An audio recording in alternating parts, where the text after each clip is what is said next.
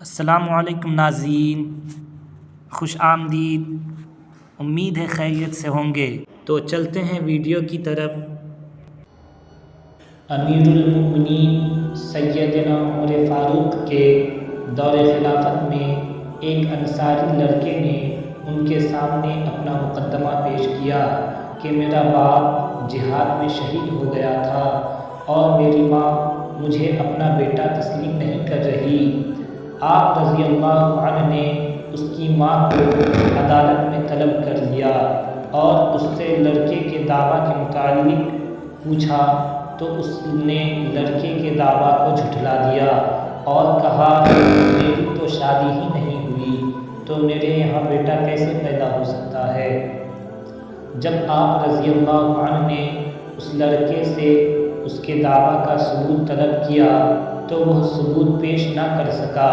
تب آپ نے اس کی ماں سے مطالبہ کیا کہ وہ اپنی صفائی پیش کرے تو وہ چند آدمیوں کو لے آئی جنہوں نے گواہی دی کہ اس عورت کی شادی ہی نہیں ہوئی ہے اور لڑکے نے اس پر جھوٹا دعویٰ کیا ہے۔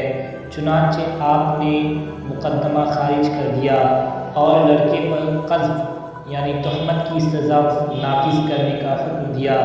اسی دوران سیدنا علی مرتضیٰ کا ادھر سے گزر ہوا تو آپ نے ان کے جھگڑے کی وجہ سن کر انہیں اپنے پاس مسجد نبوی میں بٹھا لیا اور عورت سے لڑکے کے دعویٰ کے متعلق پوچھا تو اس نے آپ کے سامنے بھی اپنی شادی کی نفی کر دی اور لڑکے کو اپنا بیٹا ماننے سے انکار کر دیا۔ چنانچہ آپ نے حق بات تک رسائی حاصل کرنے کے لیے نفسیاتی حربہ استعمال کیا اور اس لڑکے سے کہا کہ تو بھی اسے اپنی ماں تسلیم کرنے سے انکار کر دے۔ اس نے کہا اے رسول کریم کے چچا زاد بھائی، میں کیسے انکار کر دوں، یہ تو میری ماں ہے۔ آپ رضی اللہ تعالی عنہ نے فرمایا ایک مرتبہ میری بات مان اور تو بھی اس کو اپنی ماں کہنے سے باز آ جا اور یہ سمجھ لے کہ گویا میں تیرا باپ ہوں اور حسن اور حسین رضی اللہ تعالی عنہما تیرے بھائی ہیں۔ چنانچہ اس نے آپ کی بات مان لی اور اس عورت کو اپنی ماں کہنے سے انکار کر دیا۔ اس کے بعد آپ رضی اللہ تعالی عنہ نے عورت کے سرپرستوں سے کہا کہ اس کے بارے میں میرا فیصلہ آپ کو قبول ہوگا؟ انہوں نے کہا ہاں ہمیں قبول ہوگا۔ آپ نے فرمایا میں تمام حاضرین کو گواہ بنا کر اعلان کرتا ہوں کہ میں نے اس لڑکے کا اس اجنبی عورت سے نکاح کر دیا ہے۔ اور پھر فرمایا اے فلاں ہمارے گھر جا اور فلاں جگہ پر ایک تھیلی پڑی ہے وہ لے آ۔ وہ گیا اور تھیلی لے کر آیا اور آپ کی خدمت میں پیش کر دی۔ آپ نے اس سے 480 درہم نکال کر عورت کو بطور حق مہر ادا کر دیے اور لڑکے سے کہا کہ اسے لے جا اور ہمارے پاس اس حال میں آنا کہ تیرے اوپر شب زفاف کا نشان ہو۔ جب آپ یہ فیصلہ کر کے واپس مڑے تو عورت کہنے لگی اے ابو الحسن اللہ کی قسم میں اس آگ کے قریب نہ جاؤں گی، بخدا یہ لڑکا میرا بیٹا ہے۔